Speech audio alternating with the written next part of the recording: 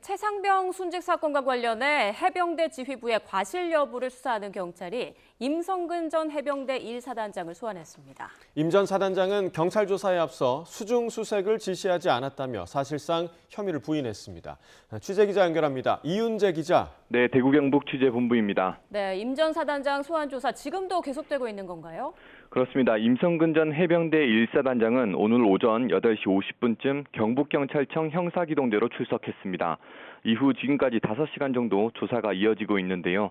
소장 계급장이 달린 전투복에 서류 가방을 들고 들어선 임 전 사단장은 먼저 안타깝게 순직한 최상병과 유가족에게 사과했습니다.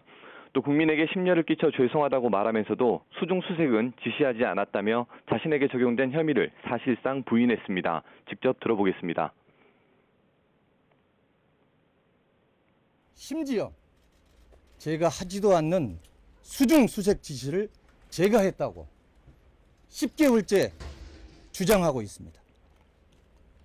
이번 수사에 임하면서 이러한 것들이 낱낱이 밝혀질 수 있도록.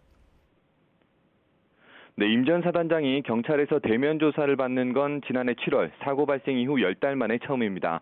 경찰 수사의 쟁점은 업무상 과실치사 혐의의 적용 여부입니다.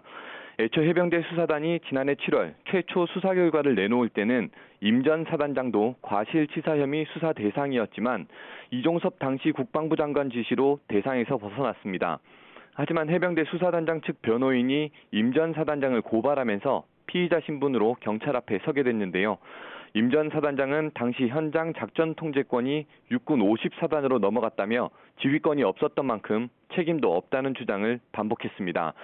반면 최상병의 대대장이었던 이모중령 측은 임 전 사단장이 강력하게 명령했고 수중 수색 사실을 충분히 인지하고 있었다면서 임 전 사단장의 책임이 있다고 강조했습니다. 경찰이 해병대 지휘부 최고위급까지 조사를 진행하면서 수색 지시, 즉 과실치사 혐의를 따지는 수사도 조만간 마무리될 거로 기대됩니다. 지금까지 대구 경북 취재본부에서 YTN 이윤재입니다.